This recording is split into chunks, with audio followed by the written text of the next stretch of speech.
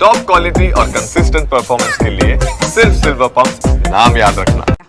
महत्वपूर्ण है कि बनासकांठाના પાલનપુરમાં લક્ષ્મીપુરા આરોગ્ય કેન્દ્રથી રામજીનગર કૈલાસનગર થઈને અમદાવાદ હાઈવેના ગઠામણ પાટિયા સુધીનો મુખ્ય રોડ હાલ બિસ્માર છે, જેને કારણે વાહન ચાલકો સહિત સ્થાનિકો ત્રાહિમામ પોકારી ઉઠ્યા। છેલ્લા 2 વર્ષથી લોકો બિસ્માર રસ્તાથી જીવના જોખમે પસાર થઈ રહ્યા છે। પાઇપલાઇન નાખવાની કામગીરીને લઈને ખાડાઓ ખોદાયા હતા, જે બાદથી જ રસ્તાની હાલત બિસ્માર છે। જો કે અનેક વખત રજૂઆત છતાં તંત્ર દ્વારા કામગીરી ન કરાઈ હોવાનો દાવો પણ કરાઈ રહ્યો છે। રોડ ઉપર ગટર લાઈન કરી છે, પણ એનું કોઈ સમારકામ કરવામાં આવ્યું નથી આજ સુધી। અને જો વરસાદની સિઝન હવે ચાલુ થાય છે તેમ છતાં અહીંયા પાણી ભરેલું રહે છે, વાહનોને અવર જવર માટે બહુ તકલીફો પડે છે।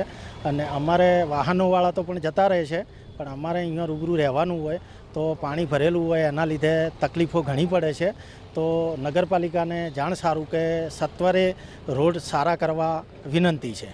ચાલવામાં તો તકલીફ પડે જ છે, ચાલે મને પોતે 15 દિવસ સુધી ફ્રેક્ચર રહ્યું હતું, તો આ એમને રૂબરૂ પોતે આવીને બી જોઈ ગયા, એના પછી બી રિપેર નહીં ગયા। ચેમ્બરો બી એ ટાઈપની નોળી બનાવે છે, પાણી બી જઈ શકશે કે નહીં એ જ ઉપાધિ મોટા મોટી। વરસાદી પાણીની તો તકલીફ છે જ, છતાં બી આ રોડ ખોદીને ગયા જવાબદારી રાખતા જ નહીં। કોર્પોરેશનવાળા જવાબદારી નહીં, કોને અમારે રજૂઆત કરવી।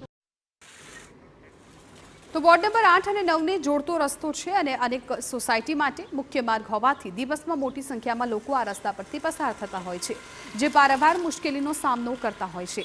એટલું જ નહીં, સ્થાનિક નગરસેવકો પણ કોઈ ધ્યાન ન આપતા હોય તેવું સ્પષ્ટ દેખાઈ રહ્યું છે। ત્યારે હવે ચોમાસામાં રસ્તાની બદતર હાલત થશે તો સ્થાનિકો વધુ મુશ્કેલીમાં મુકાશે।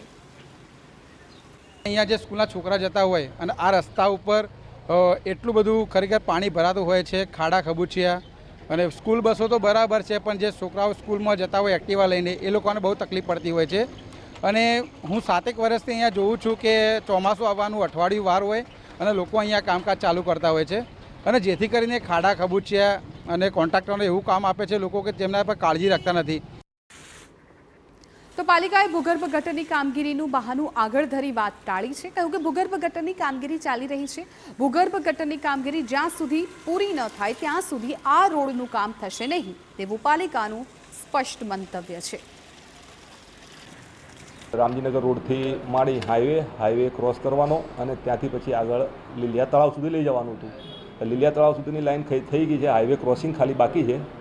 અને અહીંયા જે રામજીનગર રોડ ઉપર છે એ આપણું કામ પતી ગયું છે, પણ બાજુમાં ભૂગર્ભ ગટરનું કામ ચાલુ છે અને ભૂગર્ભ ગટરના કામમાં એમને થોડુંક ડિલે થયું છે। બાકી રોડ આપણે બનાવવાનો જ છે। આ એમનું કામ પતી જાય, ભૂગર્ભ ગટરનું કામ પતી જાય તો પછી આપણે રોડનું કામ ચાલુ કરવાનું છે। ભૂગર્ભની રાહ જોઈ રહ્યા છીએ આપણે।